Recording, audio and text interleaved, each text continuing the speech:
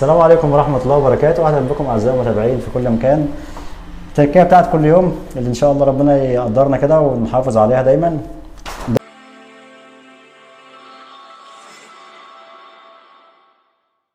عندي بوابات كهرباء، في تجميعات أسلاك هنا وفي شغل الكهرباء هنا خاص بالكهرباء.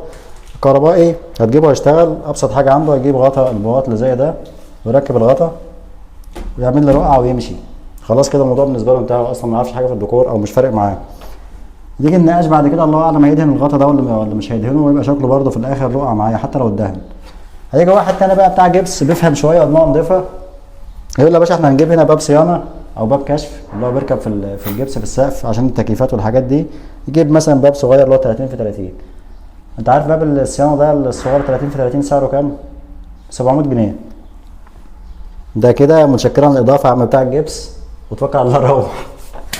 يجي واحد بقى بتاع تشطيب زي حالاتي كده على قده، هيحل المشكله كلها بكام؟ 5 جنيه. تمام. انا قفلت ده. اولا البواط ده ما كانش في النص، كان جاي على جنب، فانا صغرته شويه وخليته في سنتر الطابلو بتاعي عشان يبقى شكله كويس.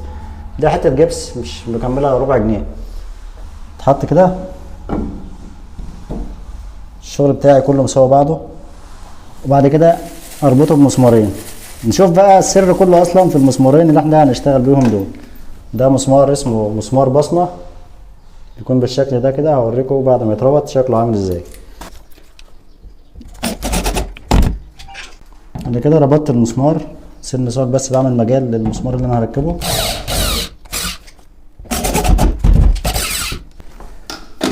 كده خلاص بقى هربط المسمار البصمه بتاعنا او مسمار الديكور اللي انا جايبه.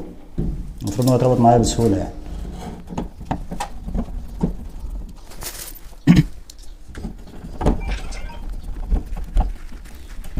كده انا ربطت. ممكن اسيبه بالشكل ده وادهن المسمار، بس انا جايب الغطا بتاعه. هو ده الفكره كلها اصلا في الغطا بتاعه. ده اسمه مسمار بصمه زي ما قلنا. الغطا بتاعه بيكون بالشكل ده كده.